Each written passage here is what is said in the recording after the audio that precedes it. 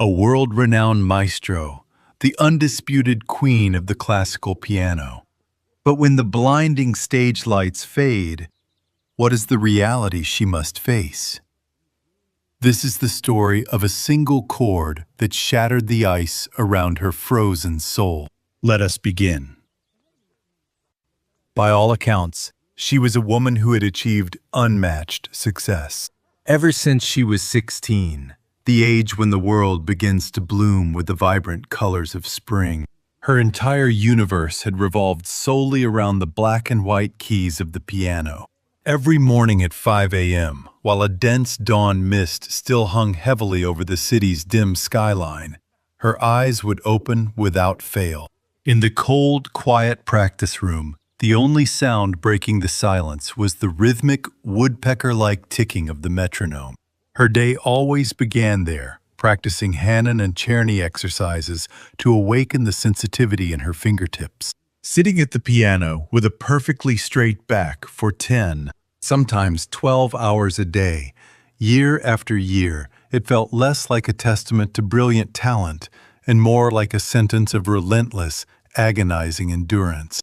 While her peers were falling into the fever of first loves, whispering over the phone all night, walking across green college campuses, or laughing contagiously over trivial jokes, she remained preserved inside a soundproof bubble. That square room, entirely severed from the noise of the outside world, was the only reality she knew. Over cold ivory and ebony, her soft fingertips were repeatedly split and bloody. Cracked nails, exposed skin, and swollen knuckles were a part of her daily life. Even when chronic tendinitis flared up, making her entire arm throbbing with a searing pain as if burned by fire, she never lifted her hands from the keys. She chewed painkillers like candy, driving herself forward to achieve the absolute perfection of a single note. The result of that brutal obsession was extraordinary. She became a living legend, a peerless pianist recognized across the globe. The Théâtre des Champs-Élysées in Paris, the Musikverein Golden Hall in Vienna, Carnegie Hall in New York. The world's most prestigious and notoriously demanding stages bowed before her, one after another. When she walked gracefully onto the stage in her shimmering silver gown, the thousands packed into the auditorium caught their breath in unison. Taking her seat, she would pause for a brief moment to gather her breath.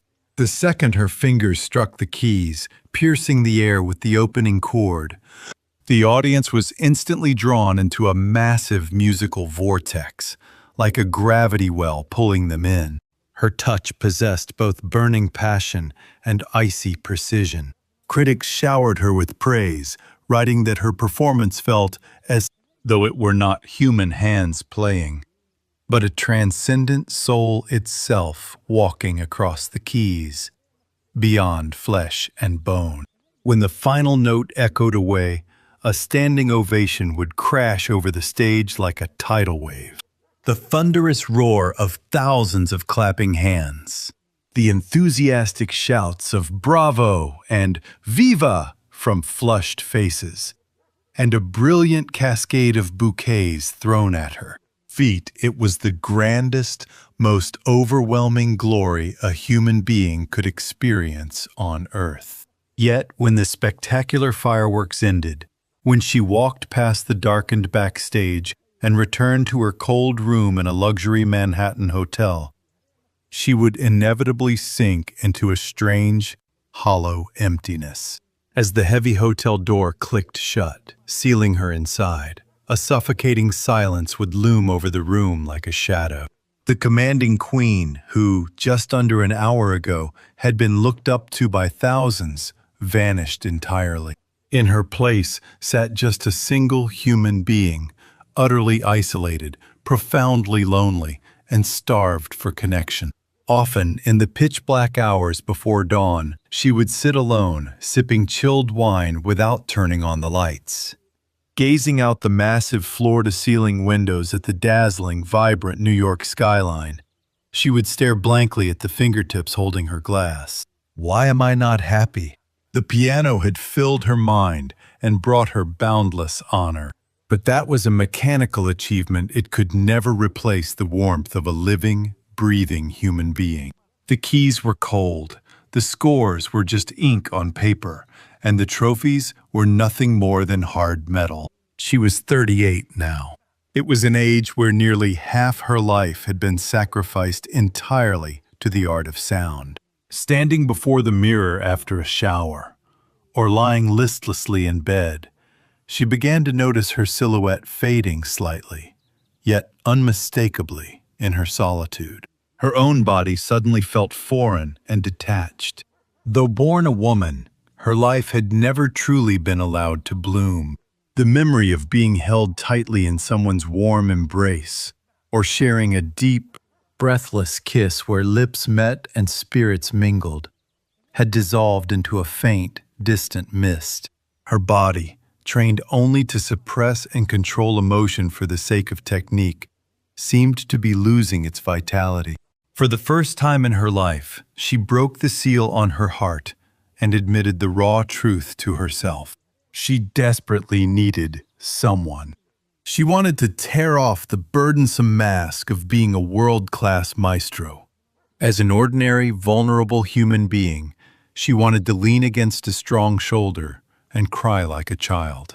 She longed to share the same warmth, skin against skin, and drift into a deep, peaceful sleep.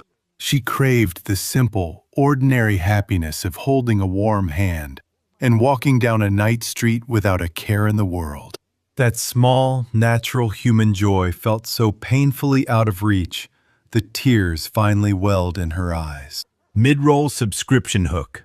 The fortress around her heart is beginning to crack.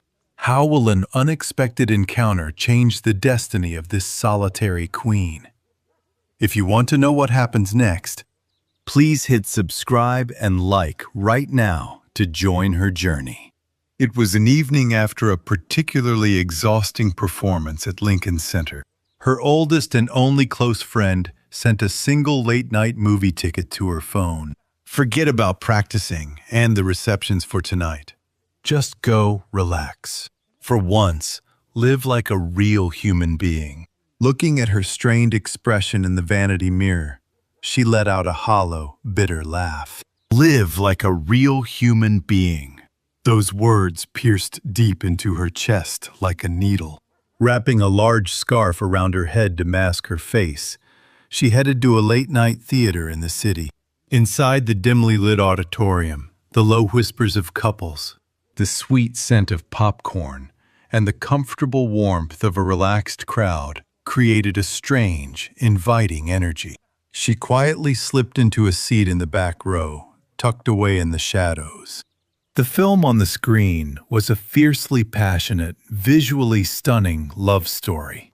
It followed a man and a woman who had desperately craved each other, but were kept apart by circumstance, until a stormy night, when they finally tore down their walls and collided in a fierce embrace. The burning, wet lips of the lovers on the massive screen, their trembling hands reaching out in desperation, and the breathless intensity of their kiss filled her senses.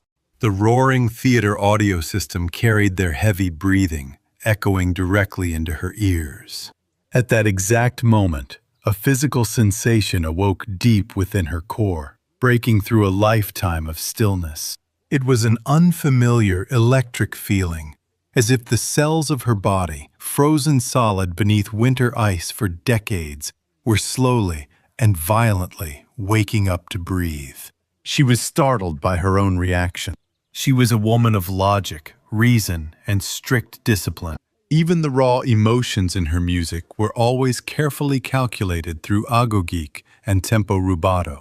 But right now, she couldn't control herself. A sharp ache rippled through her. Her heart hammered against her ribs, and a wave of heat rushed up her neck, catching her breath.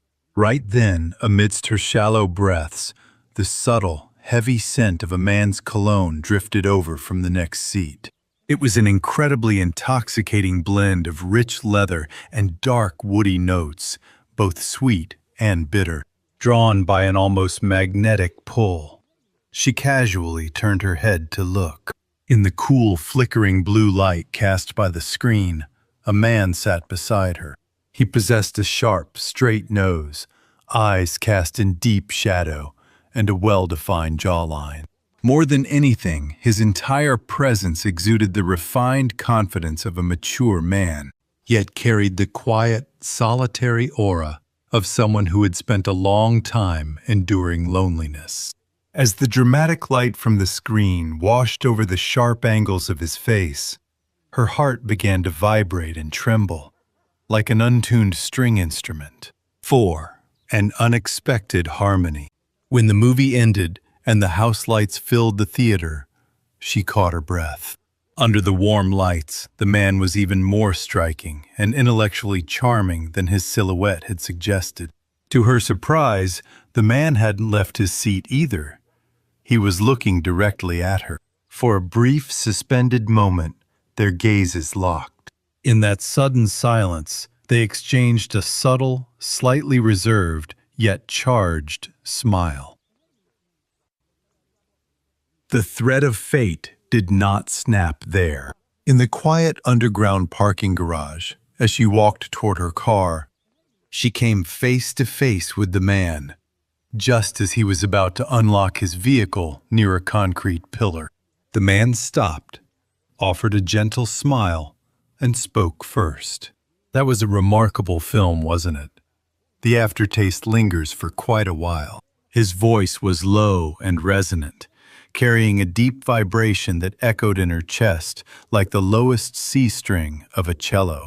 Before her usual defense mechanisms could kick in, she found herself smiling back with genuine warmth. Yes, it was far more captivating and beautiful than I anticipated.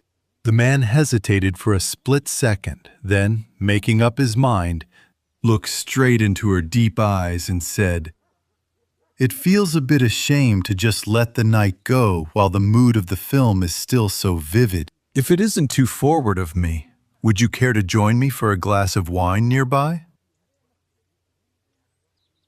Under normal circumstances, the high and mighty concert pianist would have declined instantly with a polite, cold refusal. But tonight, she was a different person. Crushed by the sheer weight of her loneliness, she wasn't a living legend in this moment. She was simply a lonely woman, starved for warmth. "I'd like that," she replied softly. "I was just feeling a bit thirsty myself." They found a quiet, highly exclusive lounge tucked away in the corner of a high-end hotel. The dim, warm lighting cast a sensual glow over their faces, while a smooth jazz melody drifted softly from the speakers. A deep, ruby-colored red wine filled their glasses on the dark wooden table. His name was Julian. He was an elegant, successful entrepreneur who had spent many years building his business. The most surprising and liberating realization was that he knew very little about the classical music world. He had absolutely no idea she was a world-famous pianist. That ignorance felt like a salvation. Julian didn't revere her as an unapproachable star. He saw her purely as the captivating, mysterious woman sitting right in front of him. Every time their eyes met, the raw curiosity and intense warmth in his gaze sent her pulse racing. The rich aroma and warmth of the red wine began to flow through her veins. Julian's low laughter and smooth, deep voice seemed to seep past her ears, traveling straight down her spine. As their conversation deepened, she could feel the primal emotion she had locked away for so long finally waking up, coiling like a serpent. As they spoke, Julian slowly reached across the table, gently resting his large, warm hand over her slender fingers. Instantly, a jolt of pure electricity surged through her spine. The highly sensitive nerves in her fingertips, which had touched nothing but an instrument for decades, screamed to life the moment they felt the textured skin and heat of his hand. It was more than just physical contact. It was a profound shift in her entire soul. She slowly closed her eyes against the tremor that rippled through her. She had been alone for far too long. She had spent a lifetime denying her own humanity. She could no longer hold it back. Without a word, they rose from the table. Leaving their empty wine glasses behind, they headed straight to a suite on the hotel's highest floor. Inside the elevator, the only sound breaking the silence was their quiet, heavy breathing. In the narrow space enclosed by mirrors, the look they exchanged carried a primitive, undeniable pull that defied words. The moment the suite door clicked shut, plunging them into the quiet shadows, Julian stepped forward and closed the distance between them. His hands gently cupped her face. His touch was remarkably tender and considerate, yet beneath it lay an undeniable, commanding intensity. She let out a shallow, trembling breath. Julian's warm fingertips traced the line of her jaw, moving down her cheek and along her neck, where her pulse was racing wildly. Everywhere his hands brushed, a tremor of heat rippled across her skin. It felt as though all 5 of her senses, locked tight for decades, were detonating all at once. "I can't stop this anymore," Julian murmured, his voice dipping like a slow rubato as he drew her firmly into his arms. His broad chest was warmer and more solid than she could have ever imagined. She felt the heavy walls of her lifelong isolation crumble away entirely. As she buried her face against his chest, a wave of profound relief mixed with a sudden, bittersweet sorrow rushed up her throat, threatening to break into tears. Julian said nothing. He simply held her tighter, pulling her deeper into his embrace. Their faces drew close, pulled by an irresistible force. Their shallow breaths mingled, brushing against lips and skin. And then, slowly, with an undeniable weight, their lips met. It was warm. It wasn't just a simple kiss, but a profound collision, like a glacier meeting a sudden wave of heat and dissolving instantly. It wasn't rough or careless. It was a deep, passionate release of a lifetime of shared isolation and unspoken longing. Julian's tender kiss was like a complex Rachmaninoff cadenza, intricately touching and awakening every dormant emotion within her. She gripped his broad shoulders tightly, lost in the overwhelming rush of feeling. A soft, uncontrolled breath escaped her lips. As Julian wrapped his arms completely around her, holding her close to share their warmth, an indescribable vibration rippled outward from deep within her. Together, locked in each other's embrace, they sank onto the soft bed. Outside, the brilliant New York night flowed past the windows in a sea of neon signs and distant car lights. But all the dazzling lights of the city faded to nothing against the warmth filling the room. In the quiet darkness, wrapped in a deep embrace, their bodies and minds aligned in perfect harmony. His strong frame held her slender, delicate form protectively. His steady breathing brushed against her ear and neck. Every touch sent a sharp thrill through her entire being, pulling her taut like a finely tuned string. For the first time in her life, she understood. She realized that a single person's genuine warmth and connection could completely dismantle a lifetime of rigid logic and restraint. A single shared breath could dissolve the cold, heavy fog of loneliness that had settled into her bones for decades. Julian's warm touch was playing the sensitive nerves of her body in reverse, guiding them flawlessly. Wherever his hands moved, her frozen body and mind yielded, softening like fluid keys, creating a beautiful, resonant melody. Their connection deepened, growing as intense as a symphony echoing through a stormy night. Lost in the rising tide of emotion, she held him tighter, burying her face in his neck. The room was filled with their quiet breaths, their shared warmth, and the pure, honest essence of human connection. The world-renowned maestro, who had spent her entire life bound by restraint, discipline, and high society elegance had cast away every mask. In this moment, she surrendered herself completely to the pure, honest sensation of being close to someone, breathing softly into the quiet room. This longing wasn't a weakness. It was the most vivid, beautiful proof that she was still a living, breathing human being with a heart that beat fiercely. Finally, the intense storm passed, and the first light of dawn began to softly filter into the room. Lying in the quiet suite, amid the lingering warmth of their profound connection, they held each other gently, letting their breathing slow. Their tired frames rested together, comfortably tangled in the sheets. Outside the window, the bright city lights were beginning to dim against the rising morning light. But the room still held a soft, lingering warmth. She rested her head quietly against Julian's broad, steady chest, listening to the rhythm of his heartbeat. Thump. Thump. Thump. It was a steady, honest, human tempo. She slowly, minutely moved her long, slender fingers across the fabric of his shirt. Her fingertips brushed against him gently, as if treating his skin like a piano, playing a secret nocturne that belonged to no one else in the world. As she did, a warm, sudden surge of emotion welled up from the absolute bottom of her heart. The piano had always fulfilled her mind and brought her immense honor, but ironically, it had left her human life entirely barren.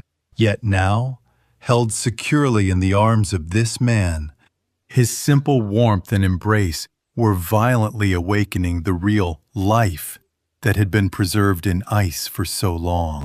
She snuggled deeper into his embrace and quietly closed her eyes. And for the first time in a very long time, wrapped in a profound sense of peace, she whispered to herself, I am not just an instrument meant to play music. I am still a woman, truly alive. The queen who once lived in an isolated castle of ice has finally learned to breathe as a real human being in the warmth of a genuine embrace. A nocturnal melody composed of cold art and the warm breath of humanity. How did this story speak to you? I look forward to reading your thoughts in the comments below. Thank you so much for watching.